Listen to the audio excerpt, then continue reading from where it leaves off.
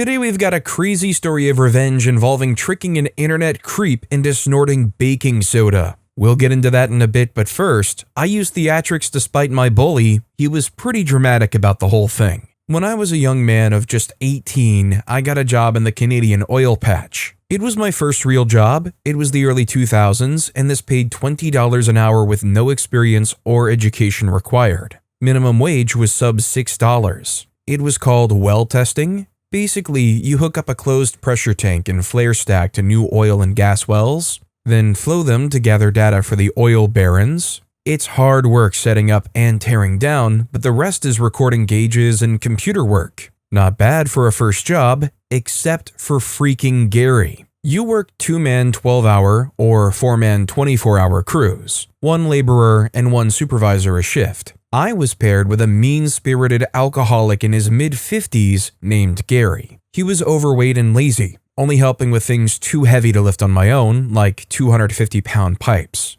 He spent his days in the trailer for the most part anyway, watching DVDs, napping, and hourly typing a bit of data into a PC. He also liked picking on me with jokes, read insults. I'm not a small man, about 6'1" in heels. He was noticeably smaller, yet while not physically intimidated, back then I lacked confidence and had a baby face. I got called stupid a lot. When he found out that I'd never used a power drill, he asked me, "Didn't your dad teach you anything?" I made the error of telling him my dad was only in my life a handful of years. The next time I made a mistake, he quipped, "No wonder my dad walked out on me." I did call him out on that. Like every other jerk alive, he would tell me I couldn't take a joke. We had always worked far out of town in the country. I often had to eat dinner with him in small-town restaurants, mostly bars if we could help it. He drank a lot, could actually be personable when not at work, and he was at least too deep. He didn't stop and drink every night. It quickly became the case that I drove us to work in his truck. He made $1 or $1.10 per kilometer, and we could drive 100 to 350 kilometers per day, every day for weeks. 100 miles equals 160 kilometers, FYI. I got minimum wage for travel time. He was hungover most mornings, didn't want to drive, and told me he was boss. He slept like a gin-bloated corpse until we got to work. I worked with him for 3 months. 3 months of demeaning treatment and verbal abuse. I don't react much. It's still true, everyone has their breaking point. I was very used to bullying by then. Long story, I just get silent. I also needed the job. I don't anything until I do and don't do nothing forever. Part 1, the power of love. The first step in my quest for vengeance was remembering that it's impossible to defeat evil with the power of love. Part 2, the power of terror. One night while we were out on a job, during dinner, I mentioned to Gary it's pretty lame how he sleeps most of the time while I drive his truck, and he gets paid. Maybe he ought to kick a few bucks my way for the effort. He didn't like my suggestion he be generous. The last hinge must have crumbled because he came unglued. More verbal abuse, and I was young. It actually reduced me to angry tears. When he threatened my job, it was a bad feeling. So, I resolved to at least get away from him. I'd been taking notes because I wanted a different crew anyway. My breaking point was achieved. This is usually when my instinct for self-preservation diminishes and impulsive thoughts have fewer safeguards. I wanted to go home. Not revenge, but serendipity delivered the next morning. Gary was once again in his travel coma and I drove us to work. About 30 kilometers from site of the highway on a pullout was a semi-truck. Luck would also have it, it was running and the trucker was outside his rig. I quickly formulated a plan. Gary always needed to be woken with intent, so he didn't stir when I stopped, got out, and asked the friendly driver for a favor. Trucker man agreed to my terms, got back in his semi to await the signal. Gary, blissfully sleeping off the last of his nightly whiskey, also failed to notice when I maneuvered his truck. Parking it, we were nearly bumper to bumper facing the big beautiful Peterbilt. I lit the beacon. The truckers of Rohan answered with their own headlights. Like the horn of Helm Hammerhand sounding in the deep, the trucker hit his air horn with amazing commitment to instilling fear. I did my part by honking Gary's truck gleefully in respite and screaming my butt off. I cried bloody murder at blast level and yelled, "Freak, we're gonna die!" striking like a battalion of bombers singing a chorus of fire. The glorious cacophony lasted less than a minute. When it hit him, Gary dented the ceiling. Good thing he's thick as cement, or that might have hurt. He rocketed up with such force because the amount of crap he rapidly expelled into his pants kept him in debt to his own bowels until retirement. The wonderful sound of his anguished howls segued quickly into apoplexy and rage. While coming to terms with what I had done, he couldn't correctly choke out his death threats. I reversed, peeled off before he decided to get out to make good and gave the trucker a wave. I got about 10 meters down the road when Gary felt the need to tell me he had dangerously high blood pressure and I could have ended him with a stroke. About 4 years later, I went to paramedic school, so yes, in hindsight I agree with his assessment. Sucks for him at 18, I had legitimately no idea what a stroke was. What would I even do? Probably ignore him like they did with Stalin. I would think he was just extra hungover or being lazier than usual by pretending half his body was paralyzed. Dead. I started laughing and told him he should probably calm down then. I said, "Can't you take a joke?" He kept making incomplete threats and I just couldn't stop laughing, making it even funnier when he wouldn't shut up. Don't feed it, Gary. I love ugly laughing at angry people. I was a hyena. He was fighting the urge to end me and the desire to not stroke out simultaneously. The struggle was real. It took about 20 more minutes to get to the site. That dance continued the whole time. I even asked him if that was his normal shade of red. Arriving, he ordered me to get out, said I was fired, then stomped off to go call the company owner. Whatever. I had intermittent chuckles and smoked cigarettes while savoring my Pyrrhic victory for the 4 hours it took the company owner to come pick me up. It was a medium-sized business, about 100 employees. He was the GM as well. I got some details. Gary wanted to involve the cops for attempted murder. Boss dissuaded him. Gary told one heck of a tale that left me looking like Satan, so I told him all about the necessity of Gary's punishment on the way back to the city. He had a good chuckle about it. He was actually a decent guy. I worked for him until I went back to school. I got moved to a different crew where I could be the lone sociopath. That's about it. I did get some street cred with the rest of the boys at the company. Anybody else, when hearing this story, also had a moment where they thought back to something they did as a kid or as a young adult that they really had no concept of how actually dangerous it could have been and was just absolutely enjoying it in the moment? Some older, drunk, comorbidity-ridden person like Gary probably did have a decent chance of just having some major medical complication in the middle of that wake-up freakout. Shoot, when's the last time Gary's heart rate was that high? Phoenix25 commented, "The moment I read 6'1" in heels, I knew this was going to be good." Also, hi, I'm Steven, and if you guys enjoy crazy stories of revenge, it would be amazing if you left a like or left a review if you're listening to my podcast. Our next story is, you want special treatment? I would love to. Buckle up, this is a long one. Once upon the before time in 2015, I worked my way through nursing school as a waitress in a restaurant. This restaurant did not advertise. They prided themselves on word of mouth for their popularity. This is important. I had been there for several months at this point and had proved myself reliable and knowledgeable enough to help train new waiters. Not technically a trainer, but could be relied upon to support new workers once the trainer set them loose. We had one older guy who had just been released. He was a little awkward, little shy, and worried about mistakes. Absolutely expected, and he was great to work with. On the night of our tale, he was in the section next to mine, easy to keep an eye on and easy to hop in and prop him up when he hit the weeds. This was his first night with his own complete section. Weeds would abound. I was ready. What he wasn't ready for was his first demanding round table of about 6 people, 20-somethings with attitude. He came to me worried and confused. They want XYZ, but I don't think that's on our menu, right? She says we have the ingredients and just make it, that the other location makes it all the time. Yes, I could have taught him to stand his ground, but nerves and first night with your own section isn't the time for this to go over well. So I told him to ask the back line and see if they were willing. If not, I would talk to the table. Cooks were fine with it, basically a wrap if I remember correctly, so no problem, from our end. This was apparently the cue for the leader of the table to demand something every time he came to the table. As soon as he brought the last requested item, she needed something else. I thought it was possible and had been keeping an eye on him. Seeing his panicked face, I gave him a nod and started checking in on his other tables, slotting them into my own table cycles, reasons I'm paired with him. This carried on for their entire meal, incredibly needy and demanding his full attention with zero apology or kindness. I made sure to catch him in the back to prepare for possibly getting no tip, but to calm the panic and to remind him that I would not be touching the tips from his other tables.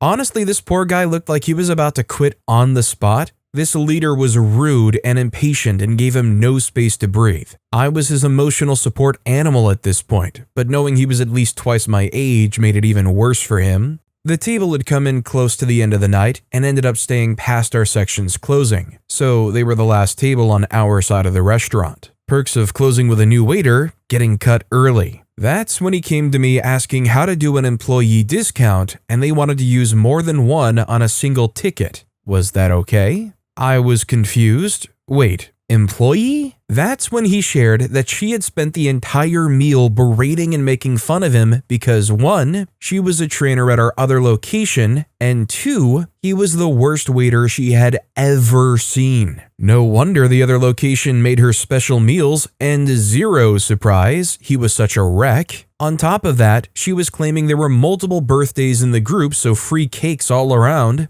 and she wants the birthday song immediately. To say I was livid is saying lava is warm. I was ready to throw hands for this poor man. Instead, I told him to prep the cakes but don't go out yet. I would get the boss about the employee discount. Not needed, we could do it ourselves, but this was such a special case. And I would gather the workers for the birthday song. Managers there were absolutely amazing. We loved each one and all of them had our backs. Very rare in restaurants, so this is almost the best part. I gave the front-end boss a quick rundown of the table's antics. Remember the word-of-mouth restaurant mentality? Yeah, boss was not having a restaurant employee acting so cruelly, even if she wasn't his employee. I asked permission for what I wanted to do. He smiled and gave permission as he grabbed the employee number given for the discounts, which that trainer would have known could not be stacked, and told me he had a boss-to-boss phone call to make. I then ran to every employee I could grab. Remember, half the restaurant was closing down, so we had several people available, including a dishwasher, and gave them each the fastest explanation of the table and the plan. And then I told the poor, nerve-wracked server that we were ready to drop cakes. The crowd that arrived to that 6-person tabletop was honestly the largest we had ever had for a birthday song, and I'm pretty confident the largest that the restaurant will ever have. We served free cakes in front of every seat, and the leader had the most self-satisfied smirk as we all grinned ecstatically and lined up to sing, and oh did we sing. We all sang that birthday song as loud as possible. Please do recall that they were the last table in the section, and for your imaginings, I should mention that this table was in the corner as well, so while we were screaming the birthday song, it was bouncing back from that corner as well, and it was an excruciatingly long song.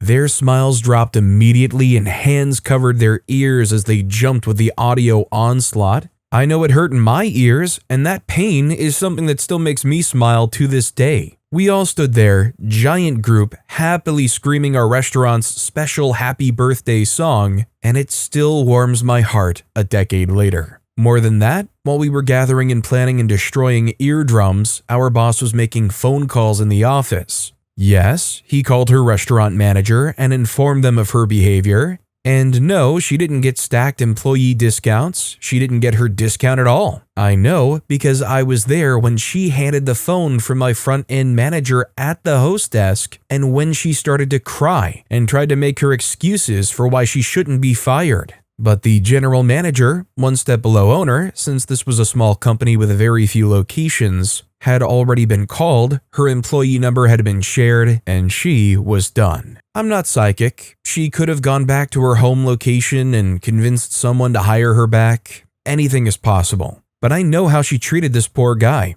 I know how I told the tale to my boss, and I know the quiet rage he so rarely touched when it was rage. I would have almost given up joining in that screaming song to be able to hear those phone calls. Almost. I can imagine that new worker, after having experienced all of that near torture from the customer, should probably be feeling pretty good about where they're employed, knowing they've got somebody like OP to watch over their shoulder. Also, I'm kind of curious if that other location is just an utter dumpster fire compared to the shiny, pristine, everybody seems to have their backs location that OP and this worker works at. TechNot commented, "Did they tip?" OP replied, "I honestly don't remember. I left once she was crying on the phone and went back to help him clean up. Sorry, it was a long while back." Our next story is, boss tried to sleep with my fiancée. This was several years ago, so my boss, an extreme type A personality, found out I was seeing a young lady at another one of our offices. It was a long-distance relationship. He was the type that he liked to control everything and mess with people for fun. He was also married to another employee, but he was very unfaithful, and he had a hobby, photography. He liked to take pics of himself and his conquest in the act. Then he would show the pics around the production floor and brag about it. Well, on his next trip to this other office, he tried to get my girlfriend to sleep with him, but she spurned him. He made up some lies and he got her fired. It took a long time, but I was patient. I knew he kept the photos in his office. He couldn't risk keeping them at home where his wife might stumble upon them. One Saturday, I was working overtime and the cleaning lady came through. They unlocked his office. I came in acting like I was taking dimensions on some drawings. The lady just asked me to close the door when I was finished. She left and went down toward accounting. That's when I went through his desk. Sure enough, in the back of one drawer, I found a stack of photos 4 inches tall. I took them all. Then I waited until he went on another trip. When he did, I went out for lunch. I had a dozen pics of him in the act with 4 different women, all showing his face. The women all had dark or red hair. His wife is a blonde. I drove to the town he lived in, to the closest post office to his house, and mailed the pics to his wife with no return address. She divorced him and her lawyer took him to the cleaners. My girlfriend is now my wife, and we aren't mad anymore. This guy had to be a ticking time bomb, right? I mean, if they were going to be that blatant where they actually share it around their workplace, how was it not going to get back to their wife one way or another? I mean, my question would be, how did none of the other coworkers have enough of a conscience to try to get in contact and let that wife know? I mean, not your monkeys, not your circus and all, but I would have figured that somebody would have reported it before. Daylily61 commented, "Your wife's ex-boss is the classic example of a sexual harasser in the workplace. She might even still be able to sue him for lost wages if she wanted. Do you think your wife's ex-boss will ever find out who outed him or how? Not that I think he might retaliate. I don't see how he could, but strictly out of curiosity." OP replied, "No, he never found out. Can't retaliate now. He's 6 feet under. A few around the office know. I'm nothing if not an elephant." Our next story is, steal furniture? Almost lose your job.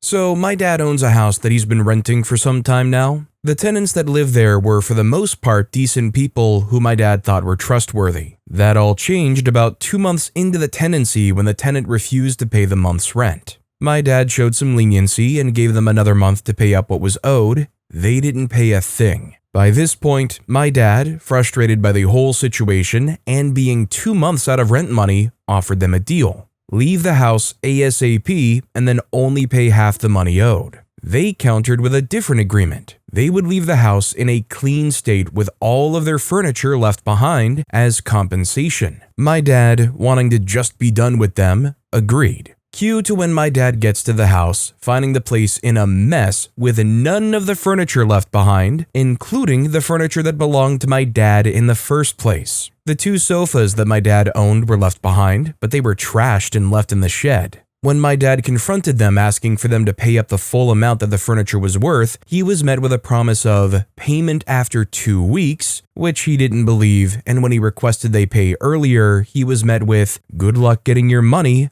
followed by laughing emojis. This made my dad angry, and he decided that he wasn't going to let this slide. My dad knew that the tenant was a Christian pastor of a church, and his son also had some job related to the church. My dad contacted the church and explained everything from how they hadn't paid him rent money to stealing the furniture and trashing the place. The church was somewhat interested about this behavior. The next day, my dad gets an angry phone call from the tenant's son cursing at him and asking him what he thought he was doing contacting the church, saying he was being unfair. My dad hung up on him, only for him to attempt to ring 10 times after he hung up. From what we could piece together, the church had told the pastor that if he didn't settle things with my dad, him and his son would lose their jobs. My dad received the full amount for the furniture that same day and agreed to back off. My dad later said it was never about the money, but the way the guy treated him and his values. My dad, being a Christian himself, was disappointed. Might go without saying, but definitely the wrong kind of guy to lead anything religion-facing. Lord knows we don't need any other scummy grifter types in those kinds of positions. How much do you want to bet he's the type of pastor that gets upset if there's not enough money going into the collection plate when it gets passed around? Anonymous commented, "Odd. The church usually pays for the residents where I come from. Guarantee they were receiving money from the church and pocketing it." Our next story is the story when me and my ex-girlfriend tricked an internet creep into snorting baking soda. This is my first post in this group. I really hope you agree that this is pro-revenge material and that you'll enjoy it. It's a long ride, but I hope you'll find it worth the read. And apologies in advance for grammar, as English isn't my primary language. First off, the backstory. This took place in the early days of the interwebs, around the autumn of 1999, when HTML-coded chats became very popular. For you youngins, these spaces would be considered a pinnacle of free online speech today, as they were 100% unmoderated and they didn't log any personal data or that you registered an account. It was extremely basic to use, as you just had to write what your session's screen name was, and that was it. So anyone who wanted to be a creep, abusive, or toxic could do this without any real-life consequence, which led to a lot of unwanted contacts. Their MO was basically to use the whisper function, aka old-school DM where you still wrote in the group chat, but only the recipient could see it. Especially girls and young women were targeted, and although these chats didn't support any images,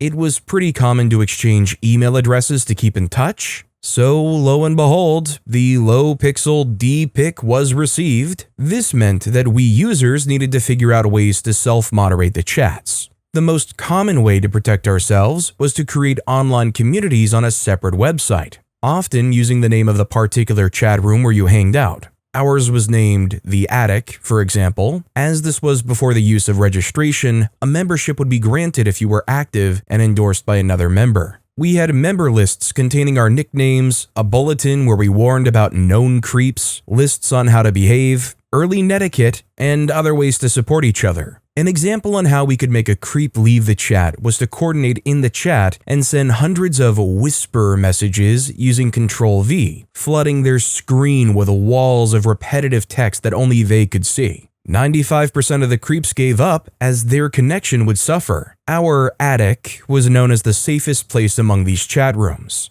Some creeps, though, were a bit more slippery and still managed to trick victims to share personal info, so it was a constant battle to come up with new, different, and often very creative and funny ways to combat these creeps. Now, let me present the actors in the story. I, male 20, met my then-girlfriend, female 21, through a physical meetup that was organized by the specific community. We would meet up once or twice a year, traveling from all over the country just to meet up and then hang around for a weekend, partying or doing fun stuff at amusement parks or other places. My girlfriend was one of the first members in this community and was a well-known user in the chat for being really tough and creative when dealing with creeps. A standing joke was that she was more evil than the devil. Now for the pro-revenge part. The creep in question, let's call him Farmer Bob, was one of the creeps who was a bit slippery. He managed to become a member without any of us suspecting a thing. His creepiness was very low-key, and only after some of the younger members started to report getting emails and unwanted messages, me and girlfriend decided to act. We started out by her pretending to be a naive and new user, and we managed to get him interested.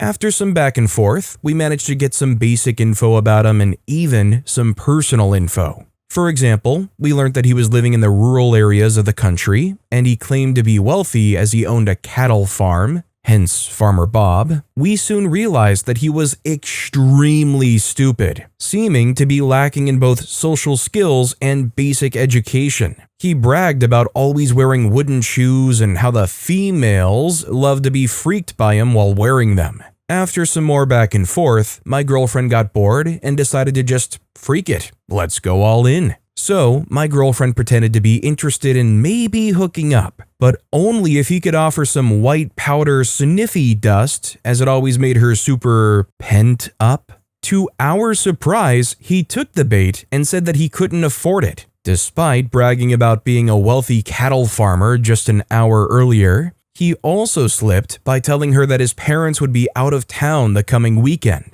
Dude literally forgot that he claimed to be the owner of the bloody farm. Anyway, girlfriend felt that she just wanted to exaggerate the crap out of him and wrote something like, "But Farmer Bob, didn't you know that if you mix 3 parts baking soda with 1 part vanilla sugar, then you would get a rush equal to the white powder sniffy dust rush, but with a nice aftertaste? It's also way cheaper." We thought this was so over the top that the game would be up and that he would finally realize that girlfriend was just trolling by now. Instead, he told us that he had forgotten about that DIY white powder sniffy dust trick and thanked girlfriend for reminding him about it. Girlfriend convinced him that he had to be sure to make a batch before she booked a train ticket, and he had to make sure it was of good quality. He promised her that he would make a batch right away and try it out later that evening, and we logged out. Fast forward a couple of days, believing him to have realized that girlfriend had been trolling him, we got an email written in all caps. It was something like, "You made my nose bleed, you MF jerk. I had to visit a clinic because of you," etc. He was so furious and accused her of tricking him. No crap, Sherlock. But wait, my fellow Redditors, this wasn't even the best part. We not only managed to somehow convince him that he must have gotten the mix wrong, we made an outlandish claim that she used this DIY nose candy all the time in her side gig, which was to produce and star in German amateur spanking adult entertainment that she sold to tourists from all over Europe. To prove this, we recorded an extremely stupid and blatantly obviously fake trailer for our big hit, Spankin' Mine S-Word. My girlfriend's younger brother asked for him and his friend to star in it. So the scene is her bed, her brother pretending to be a random dude, sitting there with his friend laying on his stomach over his lap, both fully dressed and pretending to be my girlfriend, as he had long curly hair. Using a wooden spatula, he simulated spanking him while I stood behind the camera and clapping wet hands to create a sloppy spanking. To top it off, me and girlfriend shouted German-sounding nonsense and they mimed their mouths. The quality of the video was horrendous, but the low resolution and frame rate actually created a believable trailer. It was still extremely silly and over the top and should have been apparently fake to everyone.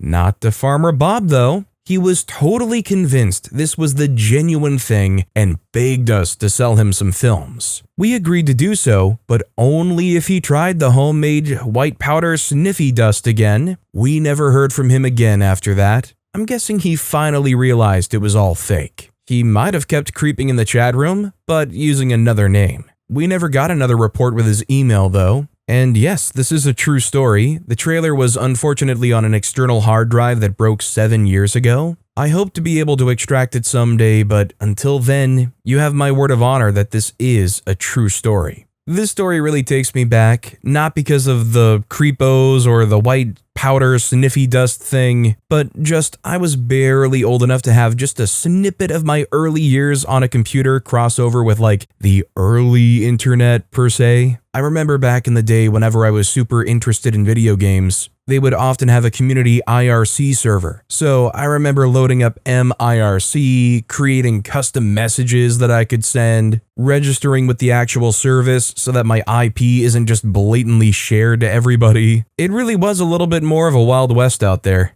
Ryolba commented, "Ah, the old days of the internet. I felt my age so hard reading this." Mississippi Joel responded, "Can I get your ICQ number?" But with that being said, that's all the time we have for today. Now, if you want to hear another absolutely crazy revenge story, check out that video on the left. Or if you missed my latest video, check out that video on the right. That said, I'll see you all next time with some more stories.